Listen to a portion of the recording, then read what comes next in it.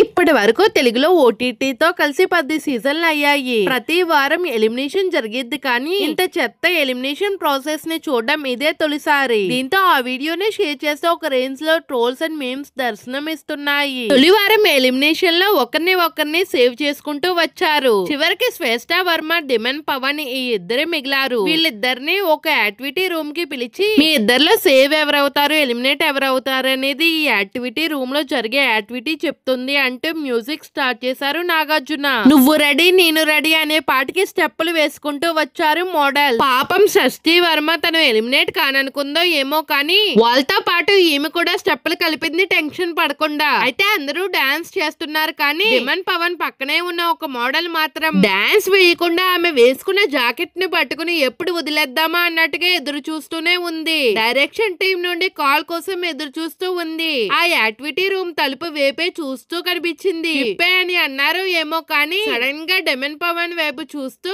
ఆమె జాకెట్ టక్కిమని విప్పేసింది. దెబ్బకి డిమన్ పవన్ అయితే జడుసుకున్నాడు. లోపల టీ షర్ట్ ఉందిలేండి. ఆ టీ షర్ట్ పై డిమన్ పవన్ ఫోటో ఉంది. అయితే తను సేవ్ అయ్యాడా లేదంటే ఎలిమినేట్ అయ్యాడా అనేది అతనికే కాదు, చూసే వాళ్ళకి అర్థం కాలేదు. ఇంతలో నాగార్జున టెన్షన్ పడుతూ, ఈ డాన్సర్స్ టీ షర్ట్ పై ఎవరి ఫోటో ఉంటే వాళ్ళు safe, Pawan safe, Shashthi eliminate అని అన్నారు. అప్పుడు కానీ తెలియలేదు ఎలిమినేట్ అయ్యింది ఎవరోనని. మొత్తానికి సీజన్ 9 లో తొలివారం ఎలిమినేషన్ ప్రక్రియ అయితే గందరగోళంగానే జరిగింది. అసలు ఎవరు ఎలిమినేట్ అవుతారనే విషయం నాగార్జున కూడా ముందే చెప్పలేదేమో, కానీ వాళ్ళతో పాటు ఈయన కూడా టెన్షన్ పడుతూనే గందరగోళానికి గురైనట్టే కనిపించారు. తర్వాత బయటికి వచ్చేసింది షష్ఠీ. మనిద్దరం కలిసి సాంగ్ చేద్దామని లాంచింగ్ ఎపిసోడ్ లోనే ఈమెకి ఆఫర్ ఇచ్చాడు నాగార్జున. ఆలస్యం అమృత విషయం అనుకుందో ఏమో, కానీ అలా అన్నారో లేదో ఇలా బిగ్ బాస్ హౌస్ నుండి బయటికి వచ్చేసింది షష్ఠీ వర్మ. మరి ఆఫర్ ఇచ్చే నాగార్జున మాట నిలబెట్టుకుంటారో ఏమో, కానీ ఈ ఎలిమినేషన్ ఎక్స్పెక్ట్ చేసావా అని